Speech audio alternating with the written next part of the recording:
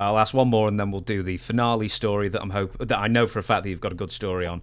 And the last question, Fargo Struts. Of all people called Fargo Struts, he's asking you what you thought of the Fabulous Ones. Interesting question. Steve Keirn, Stan Lane, alone as individuals in Memphis, and I heard this directly from Jerry Jarrett, they couldn't draw any money. They were two good-looking guys, good bodies. But if you put them alone, they were no magic. I'm a big talker about magic. So he says, what if I put them together? And this was Jerry Jarrett's idea. He said, let me put them together and have Jackie Fargo sponsor them first week or two and make them like the Fabulous Ones.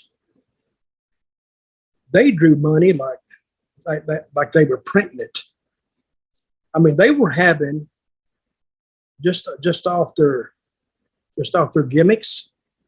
They were doing $2,000 and $3,000 weeks just off their gimmicks, not counting to what they made wrestling. So they drew a lot of money with the sheep herders and a lot of money with Coco Ware and Bobby Eaton. And I forgot the other team that was in there. I mean, and they were hot because, see, the older women liked them and the young girls liked them. And the boys, they wanted to be them. They emulated them. So, and anytime you went to a show with, it'd be me and Lawler and the Fabulous Ones, it was a sellout, especially a spot show, because that's like the carnival coming to town. So people would turn out for it.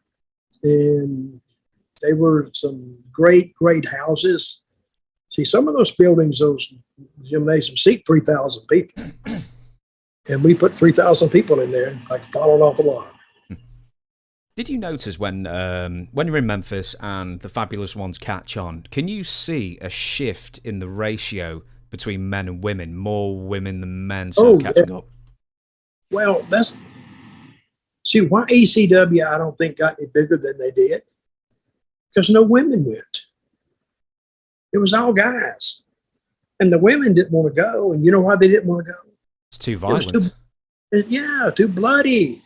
There was nothing to enjoy.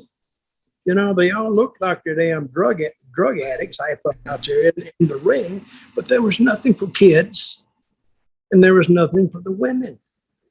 So if you don't have anything for the girls, you look at WWE now, half of them are women and they're enjoying the show.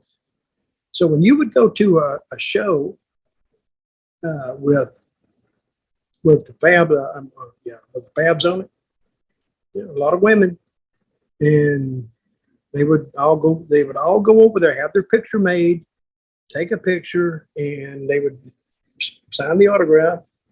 That's where they made the $2,000 or $3,000 weeks. This was when the gimmicks were like $1 a piece, or no more than $2.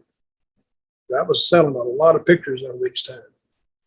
Do you remember looking at some of the glamour shots of the Fabulous Ones, and you must have looked at them and gone, Jesus, tap dancing Christ, that's the worst one yet. They were just wearing the skimpiest of outfits. Well, Memphis has always been ahead of its time anyway, because the first one I saw like that was Lawler. Lawler's there, and he just had a towel in front of him, like in the dressing room. It sold like hotcakes.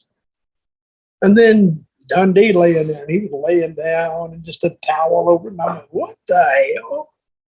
But it sold. So who am I to say that there was a market for it? They realized the market for it, so they capitalized on it, made a lot of money.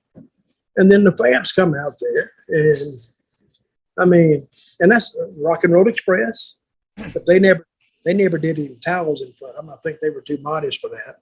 And then, of course, they had another team. It was Bobby Fulton and Tommy Rogers, the Fantastics. And they had like a bevy. You like that word, bevy? They had like I had a bevy of teams that just did the sex appeal shots, and they all did well. Were you ever talked into doing one? Well, kind of, but I declined.